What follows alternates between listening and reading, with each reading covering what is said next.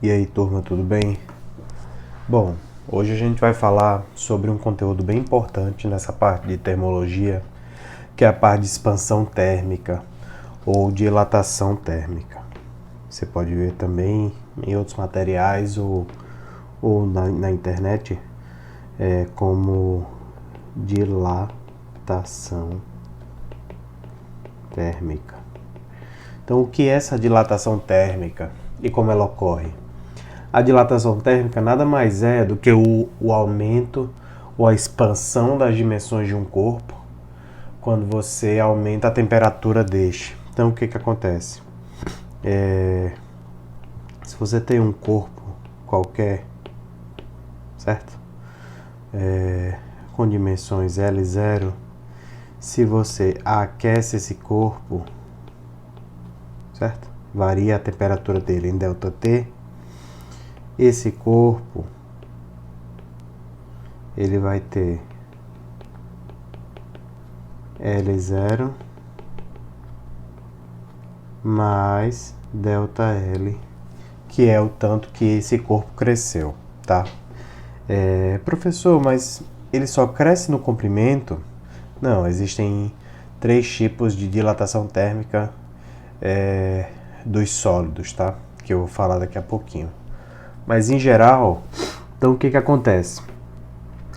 Antes de olhar para a equação, é fácil ver que quanto maior o comprimento inicial do corpo, maior sua dilatação. Então, corpos maiores se dilatam mais do que corpos menores. Quanto maior a variação de temperatura, maior a dilatação. Então, se eu aquecer mais um corpo, ele dilata mais do que se eu aquecer um pouco menos. E depende também do material. Então, cada material ele se expande ou se contrai em uma determinada taxa, tá? De modo que a dilatação térmica ou a variação do comprimento é dado por alfa L0 ΔT, onde alfa é o coeficiente de dilatação linear. Só que isso daqui não acontece só em uma dimensão não, tá? Isso daqui acontece em 3 dimensões. Então, a princípio, vamos pensar juntos, tá? Se a largura do corpo, o comprimento, né? Perdão. Se o comprimento do corpo é muito maior do que as outras dimensões, então a dilatação é a dilatação linear, tá? Por quê? Porque a variação, se a dilatação depende do comprimento inicial, se a largura e a altura desse corpo foram muito pequenas, a dilatação também vai ser muito pequena, então a gente pode desprezar. Se a área for muito maior do que a altura do corpo, certo? Então a gente vai ter uma dilatação superficial, ΔS é igual a beta S0 ΔT, certo? Onde beta é igual a 2 vezes alfa. Então esse S0 é a área inicial, tá? Então eu considero que eu tenho aqui uma área S0. Se eu aquecer esse corpo em ΔT, então eu vou ter uma área final S0 mais ΔS, certo? Já se as 3 dimensões forem relativamente, o tamanho delas for relativamente próximo uns dos outros, em 3 dimensões,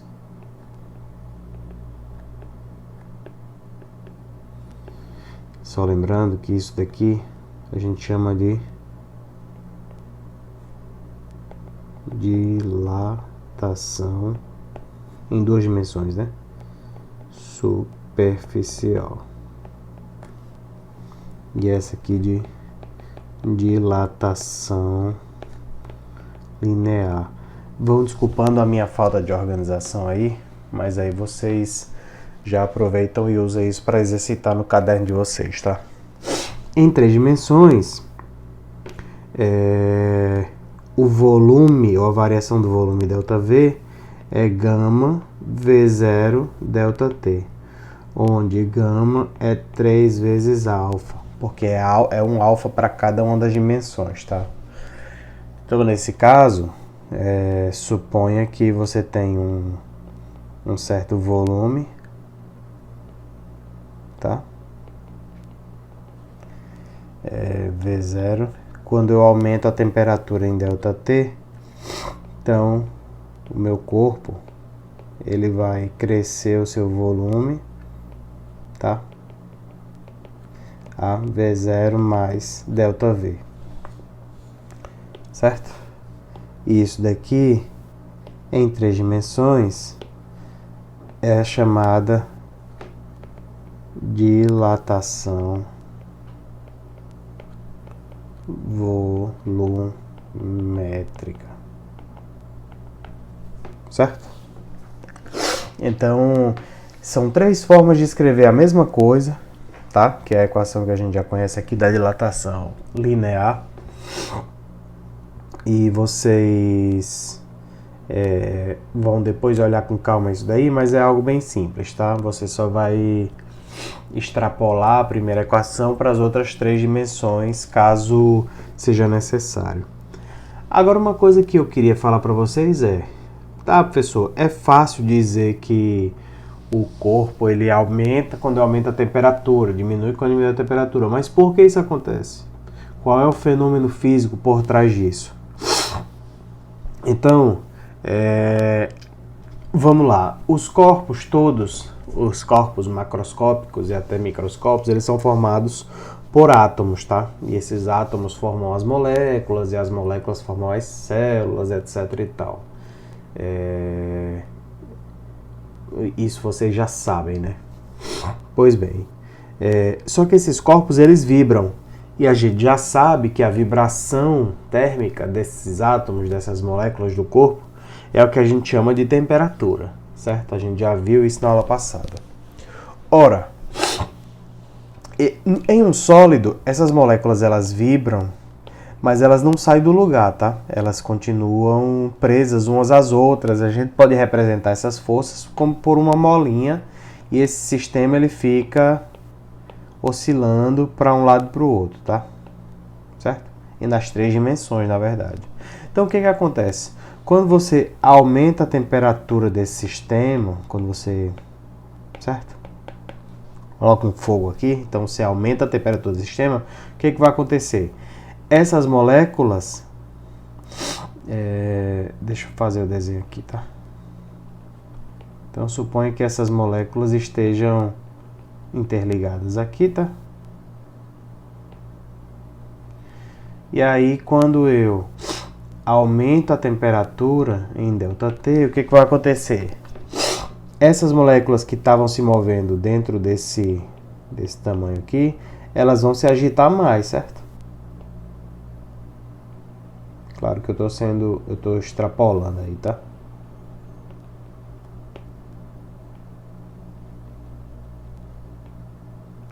Elas vão se agitar mais. Por quê? Porque elas têm mais energia térmica. Se elas se agitam mais, elas tendem a ficar mais afastadas umas das outras. Então, essa é a explicação física por trás do fenômeno da expansão e da contração, certo? Da térmica, que quando você aumenta a temperatura, você tem mais agitação das moléculas, e quando você tem mais agitação das moléculas, essas moléculas tendem a ficar mais longe umas das outras. Por isso que o corpo se expande. Da mesma forma, quando você diminui a temperatura, você diminui a agitação das moléculas, essas moléculas tendem a ficar mais próximas umas das outras. Pois bem, então, vendo graficamente, né, a princípio, a gente pode fazer o gráfico da energia potencial dessas molas, né, considerando que são molas, da energia potencial dessas molas em função da distância, tá? Da distância entre os átomos. Então, se você aumenta a distância entre os átomos, certo? Se você aumenta a distância porque você aumentou a energia dada a eles, tá? A princípio essas molas, elas tendem a a ter uma interação um pouco maior devido à força da mola, né? Se você considerasse que isso é uma força elástica, porque ela estaria mais distendida, certo? Só que essas partículas, essas moléculas, esses átomos, eles também têm uma energia maior para contrabalancear essa força que puxa, certo? Que é isso que a gente está falando aqui, ó, que a energia que você dá para a mola, você aumenta, certo? Por isso que você aumenta a distância entre as partículas. Um detalhe interessante dessa parte de dilatação térmica é que se você tem uma chapa de aço, certo? Fechada, quando você aquece, você aumenta a chapa de aço como um todo. Se existe um furo no meio, certo? O que vai acontecer? Quando você aquece esse sistema, você tenderia a achar que o furo diminui, porque a placa iria expandir para dentro também, mas na verdade isso não acontece, porque se ela expandisse para dentro, as moléculas, as partículas do corpo tenderiam a ficar mais próximas umas das outras. Isso não ocorre. Ocorre que elas sempre tendem a ficar mais afastadas umas das outras, quando você tem um ΔT maior que zero, certo? Ou uma variação de temperatura positiva. Nesse caso, isso daqui é bastante usado. Por exemplo, quando você quer abrir uma lata de azeitona, alguma coisa assim. Então, se a lata não está abrindo, uma coisa que você pode fazer é jogar um pouco de água morna em cima, certo? Porque o metal ele vai se dilatar mais do que o vidro, porque o coeficiente de dilatação dele é maior, e você vai conseguir abrir mais facilmente a tampa da azeitona, tá? Pois bem, uma coisa que ocorre também e que é uma aplicação clara da expansão térmica são as juntas de dilatação. Então, existem juntas de dilatação em pisos, em linhas de trem, em pontes, e essas juntas de dilatação, elas são colocadas porque elas preveem a dilatação térmica dessas chapas de aço, de concreto ou do que quer que seja a estrutura, por causa da variação da temperatura durante o dia e durante a noite. Se não tivesse isso, o que aconteceria? Essas placas tenderiam a se dilatar, e como elas têm um comprimento muito grande, a variação no comprimento também é bastante grande, tá? Fazendo com que essas estruturas se deformassem. Então, quando não se previa isso, ou quando você tem aumentos muito grandes de temperaturas, mais do que o previsto, então você tem uma deformação dessas estruturas, tá? Então é por isso que são colocadas essas juntas de dilatação nos trilhos de trem, etc., já prevendo que esse sistema se dilata e se contrai ao longo do dia e ao longo das estações do ano também, tá? Pois bem, então se você for lá na Ponte Rio Negro, você vai notar que, ou em alguma outra ponte, caso alguém esteja assistindo esse vídeo de algum outro estado, você vai notar que você passa por alguns solavancos na ponte. Esses solavancos são estruturas de metal que prevêem uma divisória entre um bloco de concreto e o outro bloco de concreto, tá? E se não tivesse isso, o que aconteceria? Esses dois blocos de concreto, se fossem muito próximos, ao aquecer, eles iriam se dilatar e iriam acabar quebrando, tá? Uma coisa bem interessante a princípio, todos os sistemas, eles tendem a aumentar a temperatura quando você aumentar as dimensões do corpo, quando você aumenta a temperatura, e vice-versa, né? Quando você diminui a temperatura, você diminui as dimensões desse corpo, tá? Existe uma coisa bem interessante na água, tá? Que chama comportamento anômalo da água. Então, o que acontece? A água, Entre 0 e 4 graus Celsius, quando você aumenta a temperatura entre 0 e 4 graus Celsius, ao invés de ela aumentar a sua dimensão, ela diminui, tá? Então, na verdade, a água tem volume mínimo a 4 graus Celsius. Isso daqui, meus jovens, é uma das coisas mais lindas da natureza. Eu vou explicar por quê. Imagine que você tem uma determinada região do planeta que atinge temperaturas de menos 20 graus Celsius durante o inverno, tá? E não são poucas as regiões que acontecem isso. Se a água tivesse o comportamento normal como todos os líquidos e sólidos, o que ia acontecer? Essa água, quando fosse resfriando, ela ia ficar mais densa e iria descer, porque é um líquido, né? Então ela iria descer e a água de cima ia descer até que todos os lagos iam congelar. E a vida marinha nos lagos, por exemplo, ia facilmente congelar. Mas não é isso que acontece. E parece mágica, mas não é física. É que a água ela tem esse comportamento anômalo. Então a água ela tem volume mínimo a 4 graus Celsius. Então, em geral, quando você vê isso nos filmes, né, um lago congelado, na verdade, o que congela é a superfície do lago. Por quê? Porque a água ela é mais densa a 4 graus Celsius. Então, aqui embaixo fica a água a 4 graus Celsius. A água a 4 graus Celsius é líquida. Então, aqui você vai ter aí, sei lá, 3 graus Celsius, 2 graus Celsius e aqui em cima menos 20.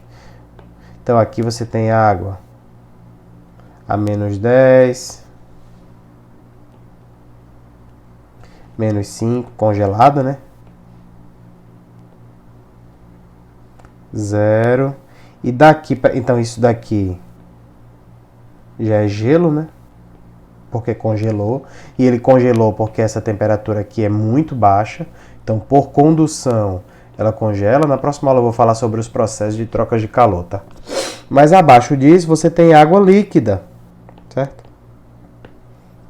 Em torno de 4 graus Celsius. Então, se você não tivesse essa água líquida, o que ia acontecer, meus jovens? Os peixinhos iam morrer, né?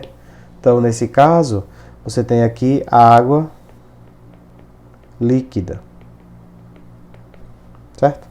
E aqui você tem os peixinhos lindos e maravilhosos nadando sem parar. Não é lindo, né? No fim das contas, esse é um fenômeno físico que ocorre com a água, tá? E se isso não ocorresse, de novo, você não teria vida marinha em lagos ou rios de países muito frios, tá bom? Então, por hoje é só. Próxima aula a gente vai falar sobre calorimetria. Obrigado pela atenção. Desculpem não ter postado aula segunda-feira. Vocês estão vendo como está minha voz. Eu estou com uma crise de garganta, mas já está melhorando, tá bom? De novo, obrigado pela atenção e até a próxima. Tchau.